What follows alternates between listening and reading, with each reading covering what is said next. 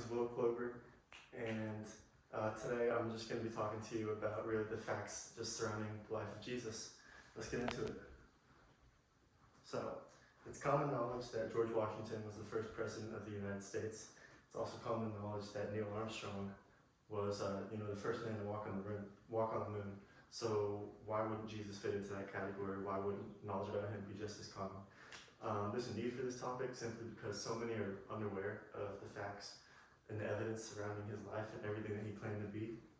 I believe I have credibility because I've been a long-time follower of Jesus, and I love not only the faith, but the facts that surround it, and Christian apologetics have especially become a recent interest of mine. Today I'm going to share with you 3 points. The problem of the lack of knowledge surrounding Jesus, how we can change that, and what a world looks like with a greater knowledge of him. Let's keep going. I'll start by sharing the problem I mentioned, right? The general unawareness about Jesus. And to start, one of the things keeping people from knowing him are just many are unopen to the facts that surround his life. So I will start by referencing The New Evidence That Demands a Verdict by Josh McDowell. Just a little quote from there. And talking about when people research the life of Jesus, what men have done is to rule out the resurrection of Christ even before they start a historical investigation of the resurrection. These presuppositions are not so much historical biases, but are rather philosophical prejudices. Their approach to history rests on the rationalistic presupposition that Christ could not have been raised from the dead. So basically, they're just counting it out before they even start. Instead of beginning with the historical data, they preclude them by metaphysical speculation. So there's a lot of bias that is going on there, obviously. To get back into it, another stumbling block that a lot of people have with faith, which is kind of a counter argument, is if someone is God, why would he just let himself be beat and die? Which is an understandable, counter argument, but in reality, Jesus allowing himself to go through that was the truest expression of love towards humanity.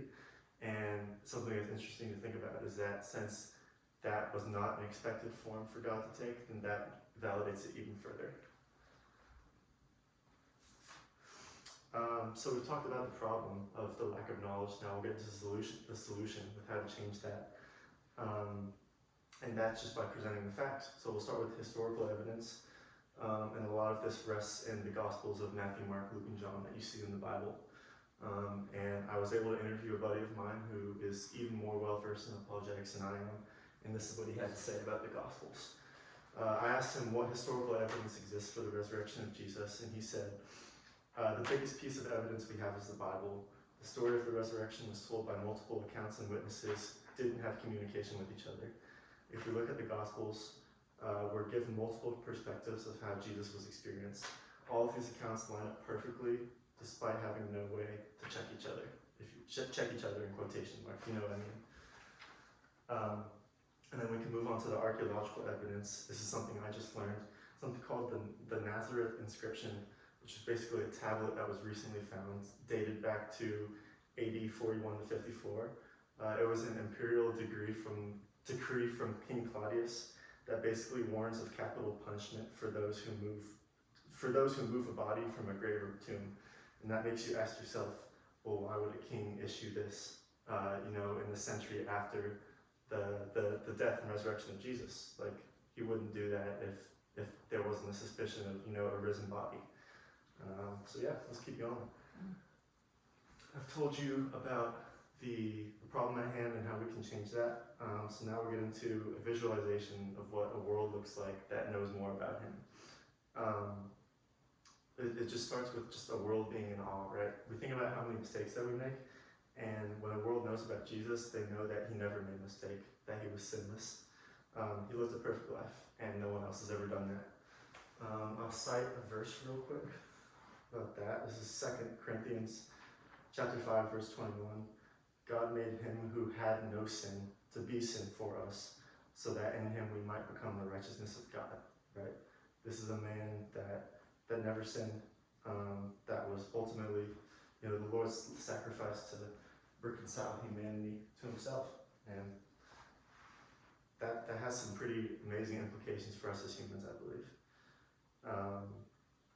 And then just if Jesus was right, then if Jesus was right about everything that he said and everything he claimed to be and do, then there are two major questions that every human has to deal with. Who is Jesus, and who is Jesus to you? So my purpose today has been to inform and persuade you on the one-of-a-kind nature of the life and resurrection of Jesus Christ. And really, like I was saying, if it's all true, then I don't think there's anything more important than this. Today I shared with you 3 points. The problem of the lack of knowledge around Jesus, the solution of just telling people the facts, right, facing the facts, and what a world looks like just with more of him. And as I conclude, I would encourage you to go forth and just do your own research, see the facts for yourself. And just after this presentation, you will receive a handout to help you visualize the reliability and the credibility of the Bible, showing all 63,779 cross-references made within the Bible. Thank you so much for your time.